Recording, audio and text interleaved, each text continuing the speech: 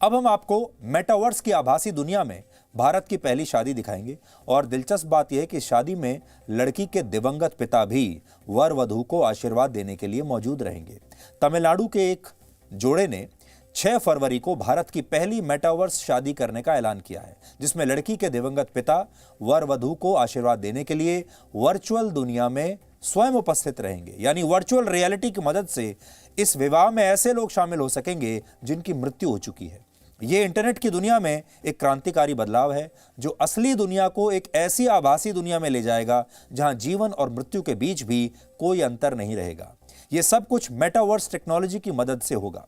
वैसे तो इसकी पूरी प्रक्रिया काफी जटिल है, लेकिन हम आपको सरल भाषा में आज समझाएंगे कि इस टेक्नोलॉजी में आखिर होता क्या है। इसे आप इंटरनेट का भविष्य या इंटरनेट का वर्जन 2.0 कह सकते हैं। इंटरनेट का ये नेक्स्ट लेवल है। सोचिए, फिलहाल इंटरनेट का इस्तेमाल करते हुए आपको क्या अनुभव होता है। आप या तो जब वेब पेजेस पर जाते हैं, आप ऑडियो वीडियो कंटेंट देखते हैं, ऑडियो सुनते हैं, वीडियो देखते हैं, या इंफॉर्मेशन को आप देख सकते हैं, पढ़ सकते हैं, सुन सकते हैं। लेकिन मेटावर्स टेक्नोलॉजी आपको एक नए एडवांस्ड स्टेज में लेकर जाएगी। इसमें आप किसी चीज, व्यक्ति या स्थान को न सिर्फ देख, सुन और पढ़ पाएंगे, बल्कि उसे छूकर महसूस भी कर पाएंगे, जैसा कि 6 फरवरी को भारत की इस पहली मेटावर्स शादी में होगा। शादी के लिए भी एक वर्चुअल वर्ल्ड बनाया गया है, जिसमें शादी हॉगवर्ट्स स्कूल में होगी। यह एक काल्पनिक स्कूल है जिसे आपने मशहूर फिल्म हैरी पॉटर में भी देखा होगा। वर्चुअल वर्ल्ड बनाने के बाद दुल्हन के दिवंगत पिता का एक वर्चुअल किरदार बनाया जाएगा जो कुछ ऐसा दिखेगा जैसा आपकी स्क्रीन पर है। इसके अलावा वर वधू, उनके दोस्त और रिश्तेदारों के भी 3D वर्चुअल अवतार बनाए जाएंगे जो इस शादी में शामिल होंगे। हालांकि रियल वर्ल्ड से वर्चुअल वर्ल्ड में जाने के लिए हर व्यक्ति को आंखों पर एक VR हेडसेट और हाथ में खास तरह के ग्लव्स पहनने होंगे, दस्ताने पहनने होंगे। आंखों पर VR हेडसेट लगाते ही ये दूल्हा दुल्हन वर्चुअल वर्ल्ड में प्रवेश कर जाएंगे और अपने दिवंगत पिता का आशीर्वाद भी ले सकेंगे। अगर आपको अब भी ये टेक्नोलॉजी जटिल लग रही है, तो आप इसे इस वीडियो के जरिए समझिए जो वर्ष 2020 में दक्षिण कोरिया से आया था। इसमें इस टेक्नोलॉजी की मदद से एक महिला की मुलाकात उसकी 7 साल की बेटी से कराई गई थी जो मर चुकी थी, जिसकी 4 साल पहले वर्ष 2016 में एक बीमारी की वजह से मृत्यु हो गई थी। तब इस महिला ने वर्चुअल वर्ल्ड में प्रवेश करके अपनी बेटी के वर्चुअल अवतार को छूकर महसूस किया था और उससे बात भी की थी। आप इस वीडियो को देखकर ये पूरी टेक्नोलॉजी भी समझेंगे और आप ये भी देख पाएंगे कि जब एक मां अपने मृत बच्चे से इस वर्चुअल रियलिटी की दुनिया में मिलती है तो क्या भावनाएं आती हैं। तो थोड़ी देर के लिए हम आपको इस आभासी दुनिया में लेकर गए थे, वर्चुअल वर्ल्ड में लेकर गए थे। दुनिया जरूर आभासी थी, लेकिन इस मां के जो आंसू थे वो असली थे। इस मां की जो भावनाएं थीं वो असली थीं। और आप सोचिए, जब ये असली भावनाएं, ये असली प्यार, ये असली दुख, ये असली मुस्कुराहट, ये असली आंसू एक वर्चुअल दुनिया के जरिए इनका जब मिलन होगा तो एक नई तरह की चीज आपके सामने आएगी। इस टेक्नोलॉजी की मदद से इंसान वो सब कुछ कर सकता है जिसकी शायद कभी उसने कल्पना भी नहीं की थी। इससे उन लोगों को आभासी दुनिया में जीवित किया जा सकेगा जिनकी मृत्यु हो चुकी है। इसके अलावा मान लीजिए आप अपनी आंखों पर एक VR हेडसेट लगाकर वर्चुअल वर्ल्ड में किसी सड़क के किनारे टहल रहे हैं और इस दौरान किसी दुकान पर आपको कुछ कपड़े पसंद आ जाते हैं, तो आप डिजिटल करेंसी से उन कपड़ों को खरीद भी सकते हैं, उन्हें छूकर महसूस कर सकते हैं और जब आप वापस अपनी असली दुनिया में आएंगे तो ये कपड़े आपके घर पर डिलीवर भी हो सकते हैं। इसके अलावा ऑफिस की ऑनलाइन मीटिंग्स, स्कूल की ऑनलाइन क्लासेस का भी वर्चुअल अनुभव लिया जा सकता है। हालांकि इस टेक्नोलॉजी का इससे भी बड़ा फायदा यह है कि इसका इस्तेमाल बच्चों को देश का इतिहास बताने के लिए किया जा सकता है। आज हम सोच रहे थे कि जब आपके सामने आएंगे तो क्या ये टेक्नोलॉजी तो अब दुनिया में आ ही गई है, लोगों को इसके बारे में पता भी है। अब बड़ी चुनौती ये है कि इस टेक्नोलॉजी को अच्छे कामों के लिए सकारात्मक इस्तेमाल कैसे इसका हो सकता है। इस टेक्नोलॉजी का हमारे बच्चों को, छात्रों को, युवाओं को क्या फायदा हो सकता है, या ये टेक्नोलॉजी उन्हें सिर्फ भटकाने के लिए काम आएगी, उनका वक्त बर्बाद करने के लिए काम आएगी। इसलिए हमें लगा कि एक बहुत अच्छी टेक्नोलॉजी है जिसके जरिए हम अपने छात्रों को, युवा पीढ़ी को अपने देश के इतिहास के बारे में बता सकते हैं। आज अगर कोई युवा या कोई बच्चा शहीद भगत सिंह या नेताजी सुभाष चंद्र बोस के मुख से उनकी ही वीर गाथा सुनना चाहता है, किसी घटनाक्रम को देखना चाहता है, उसे जीना चाहता है, तो इस आभासी दुनिया में ये सब कुछ मुमकिन होगा।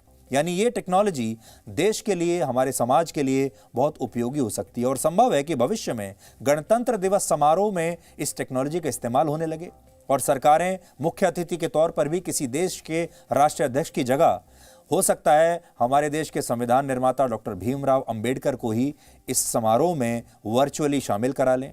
या हो सकता है आपको कभी पता चले कि इस बार वर्चुअल दुनिया में सरदार पटेल चीफ गेस्ट बनाए गए हैं इस बार की परेड के, क्योंकि वर्चुअल वर्ल्ड में उनका अवतार ऐसा आसानी से कर पाएगा। आप महात्मा गांधी से मिल पाएंगे, सरदार पटेल से मिल पाएंगे, नेताजी सुभाष चंद्र बोस से मिल पाएंगे, भगत सिंह से मिल पाएंगे और अपने देश के इतिहास को और हमारे देश के इतिहास के जो सुपरस्टार्स हैं उनसे मिल पाएंगे, उन्हें समझ पाएंगे। मेटावर्स की आभासी दुनिया का रिमोट कंट्रोल इस समय बहुत कम टेक्नोलॉजी कंपनियों के हाथों में है। ये मुट्ठी भर टेक्नोलॉजी कंपनियां हैं। इनमें फेसबुक है, एप्पल है, गूगल है, माइक्रोसॉफ्ट है और एपिक गेम्स जैसी कंपनियां प्रमुख हैं। और अनुमान है कि वर्ष 2035 तक, यानी सोच लीजिए अब से 30-32 सालों में मेटावर्स इंडस्ट्री 75 लाख करोड़ रुपए की इंडस्ट्री बन जाएगी। हालांकि जिस तरह से किसी भी टेक्नोलॉजी के बहुत सारे फायदे होते हैं, उसी तरह उसके नुकसान भी होते हैं। और इस टेक्नोलॉजी का नुकसान यह है कि भविष्य में दुनिया की बड़ी बड़ी टेक्नोलॉजी कंपनियां पूरी दुनिया पर हावी हो जाएंगी, क्योंकि वो अपनी एक ऐसी वर्चुअल दुनिया बना लेंगी जिसमें उनकी अपनी करेंसी चलेगी, उनके अपने शहर होंगे, उनके अपने देश होंगे और इन देशों को चलाने के नियम, इन देशों की चलाने वाली वर्चुअल सरकारें भी उनकी अपनी होंगी।